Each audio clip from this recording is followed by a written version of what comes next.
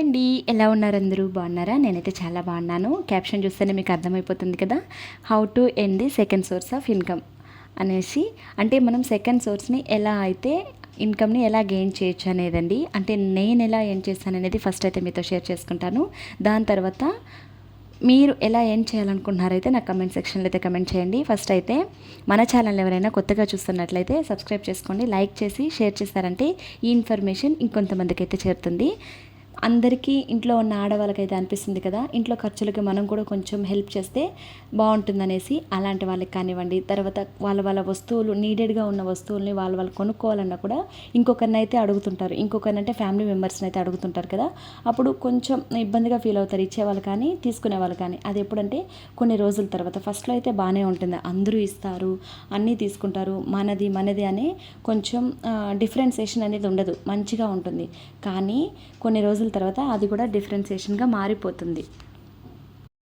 కాబట్టి ఇంట్లో కూర్చొని మనమైతే మనీని అయితే ఎలా ఎర్న్ చేసుకోవాలనేది అయితే నేనైతే చెప్తాను మీకు. నేనైతే ఎలా చేస్తున్నానంటే, ఫస్ట్ అయితే బిఫోర్ మ్యారేజ్ కానీ ఆఫ్టర్ మ్యారేజ్ కానీ ఎవరు వదిలినా వదలకపోయినా పేరెంట్స్ అయితే మనల్ని ఎప్పటికీ వదలరు.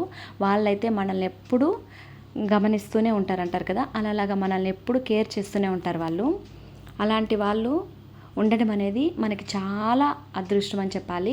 నేనైతే దాంట్లో చాలా లక్కీ అని చెప్తాను. ఎందుకంటే బిఫోర్ మ్యారేజ్ అయినా ఆఫ్టర్ మ్యారేజ్ అయినా మా పేరెంట్స్ అయితే నన్ను అంత బాగా చూసుకున్నారు. ఆఫ్టర్ మ్యారేజ్ అయినా కూడా మా ఫాదర్ అయితే నాకు మంత్లీ 2000 అలా అయితే నాకు అకౌంట్కి అయితే వేస్తుంటాడు. దాన్ని అయితే నేను అకౌంట్లోనే పెట్టుకునేదాన్ని. అలా వేస్తున్న డబ్బంతా అంటే మంత్లీ 2000 అలా 1000 ఇలా వేస్తూ ఉన్నది అకౌంట్లోనే ఉండిపోతుంది. మా ఫాదర్ అయితే నాకు చెప్పాడు, ఇలా అకౌంట్లోనే పెట్టుకుంటే ఏమొస్తుంది, కొంచెం ఇలా షేర్స్ అనేది, అప్పుడు నాకు షేర్స్ని ఇంట్రడ్యూస్ చేశారు. షేర్స్లో ఇన్వెస్ట్ చేసావంటే నీకు ఇలా అకౌంట్లోనే బ్యాంక్లోనే ఉంటే ఏమొస్తుంది, ఇలా షేర్స్లోనే అలాగే పెట్టావంటే లాంగ్ టర్మ్గా ఇన్వెస్ట్ చేసావంటే దాంట్లో కూడా నీకు ప్రాఫిట్ అనేది ఎర్న్ చేయొచ్చు అనేసి అప్పుడు మా ఫాదర్ నాకు అది ఇంట్రడ్యూస్ చేసే కొందికి నాకు అప్పుడు తెలిసింది. దానికి ముందైతే షేర్స్ అనేది ఉంటుంది, ఇలా అలా దాంట్లో మనం ఏ షేర్లో పెడితే మంచిగా ఉంటుందనేసి నాకు కొంచెం కూడా, అది ఎలా చెప్పాలి, కొంచెం కూడా నాలెడ్జ్ అనేది తెలియదు నాకు దాంట్లో.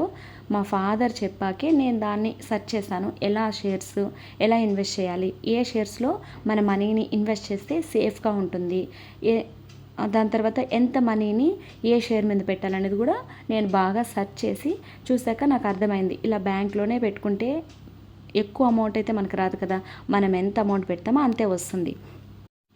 అదే షేర్స్లో ఇన్వెస్ట్ చేస్తే లాంగ్ టర్మ్గా, అంటే ఇప్పటికిప్పుడు రాదు అది, కొన్ని ఏండ్లకి, ఇప్పుడు 2 ఇయర్స్కి 3 ఇయర్స్కి 5 ఇయర్స్కి అలా తీసుకున్నా కూడా మనకి మనం పెట్టిన అమౌంట్ కంటే డబుల్ రావచ్చు, త్రిబుల్ కూడా రావచ్చు. అది వాళ్ళ లక్ అంటారు కదా, లక్ కూడా యాడ్ అవ్వాలి దీనికి. కానీ మనం పెట్టిన అమౌంట్ అయితే సేఫ్గానే ఉంటుందని మా ఫాదర్ చెప్పాకే నేను దాంట్లో అయితే ఇన్వెస్ట్ చేశాను. ఇప్పటికైతే నేను ఒక 6 months 7 months అయింది నేను షేర్స్లో ఇన్వెస్ట్ చేసి. చాలా మంచిగా గ్రోత్ అవుతా ఉంది.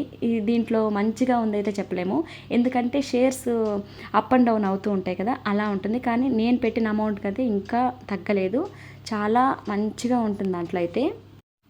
ఇలా చెప్పాకే నేను షేర్స్లో ఇన్వెస్ట్ చేశాను. ఇది నా సెకండ్ సోర్స్గా కూడా కన్వర్ట్ చేసుకోవచ్చు, అది నా సెకండ్ సోర్స్ ఇన్కమే కదా అవుతుంది. దాని తర్వాత అయితే నేను సొంతంగా ఎలా ఎర్న్ చేస్తాను సెకండ్ సోర్స్ని అయితే ఇంకోటి కూడా మీతో అయితే డిస్కస్ చేస్తాను. అదేంటంటే రీసెల్లింగ్ అండి. ఇప్పుడు మీషో యాప్ ఉంది కదా, మీషో యాప్లో మనం ఏదైనా ప్రోడక్ట్ని అయితే కొంటాము. ఇప్పుడు ఇయర్ రింగ్స్ కానివ్వండి, బ్యాంగిల్స్ కానివ్వండి, తర్వాత డ్రెస్సెస్ కానివ్వండి, ఏదైనా సరే మనం యాప్స్లోనే వెళ్ళి బై చేస్తుంటాం. ఫర్ ఎగ్జాంపుల్కి అమెజాన్లో కానివ్వండి, ఫ్లిప్కార్ట్, ఇలా చాలా అయితే ఇప్పుడు నేనైతే సెకండ్ సోర్స్ అయితే ఎర్న్ చేస్తున్నాను. అది ఎలా అంటే, మనం ఒక ప్రోడక్ట్ అయితే తీసుకుంటాం కదా మీషోలో, ఆ ప్రోడక్ట్ని అక్కడే సెట్టింగ్స్లో ఉంటుందండి. మీకు ఇంకా డీటెయిల్గా కావాలంటే కూడా కమెంట్ చేశానంటే డెఫినెట్గా నేను ఎలా అనేది బ్రీఫ్గా కాకుండా ఎక్స్ప్లెయిన్ చేస్తాను.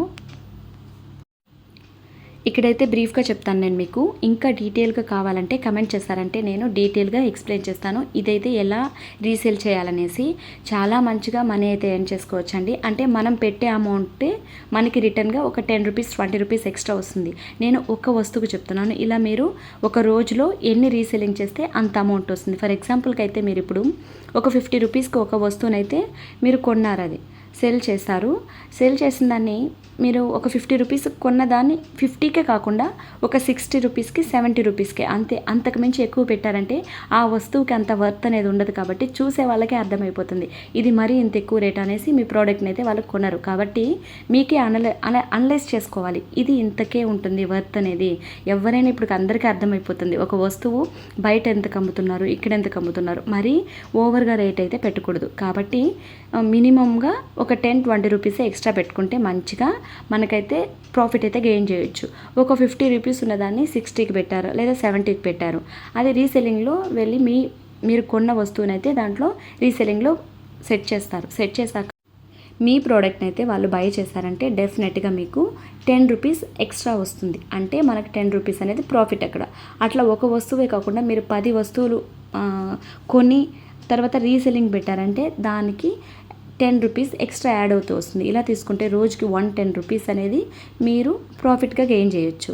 ఇలా ఒక వస్తువు పైన కాకుండా 10 అట్లా మంత్కి ఎన్ని మీరు రీసెల్లింగ్ చేస్తే అంతగా ప్రాఫిట్ అనేది మీరు గెయిన్ చేయొచ్చు. ఇదైతే నేను ప్రస్తుతానికి చేస్తూ ఉన్నాను. నాకైతే మంచి ప్రాఫిట్ అయితే వస్తుంది. మీకు దీని మీద ఇంకా డీటెయిల్గా కావాలంటే నాకు కమెంట్ సెక్షన్లో అయితే కమెంట్ చేయండి. డెఫినెట్గా మీకు ఇది చాలా మంచిగా ఉపయోగపడుతుంది.